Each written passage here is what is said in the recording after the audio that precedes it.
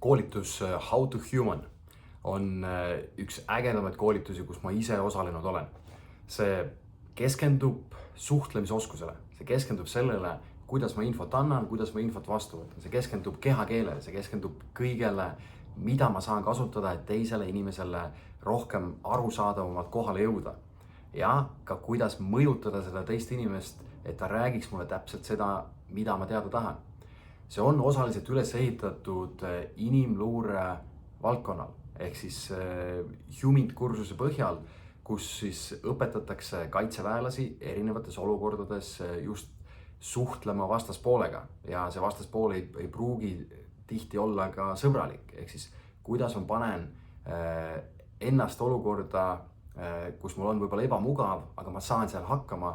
Ja kuidas see näeb välja eraelus, on meie kõik suured lepingud, meie kas või töövestlused, meie olulised kliendid, kellega ma pean midagi keerulist läbi rääkima, kuidas seal panna ennast maksma, kuidas ma suudan ennast kehtestada näiteks.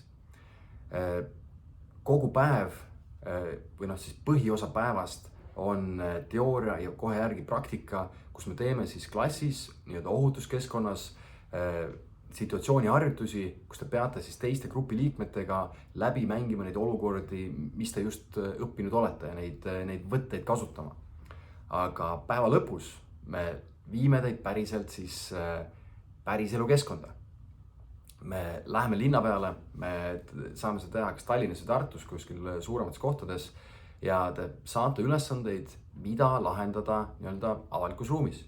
Ja see kordades suurendab stressi, sest kordades suurendab seda hakkama saamise tahtmist teil ja need situatsioonid tegelikult on väga lihtsad, aga tihti inimesed ise mõtlevad üle ja ma kipun keskenduma natuke valedele asjadele, aga seal tulevad ka need asjad välja, mida te päriselt teete, sest ainult natukene stressitaset tõstes me hakkame hoopis teistmoodi käituma ja tihti need oskused kipuvad ära ununema, aga kuidas ma suudan selles olukorras jääda rahulikuks ja päriselt rakendada seda, mida ma just õppisin.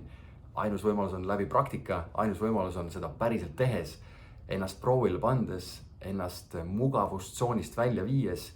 Seega väga soovitan kõigile, nii neile, kes tegelevad müügiga, kes tegelevad partnerite läbirääkimistega, suurte klientidega, aga tegelikult ka kõigile.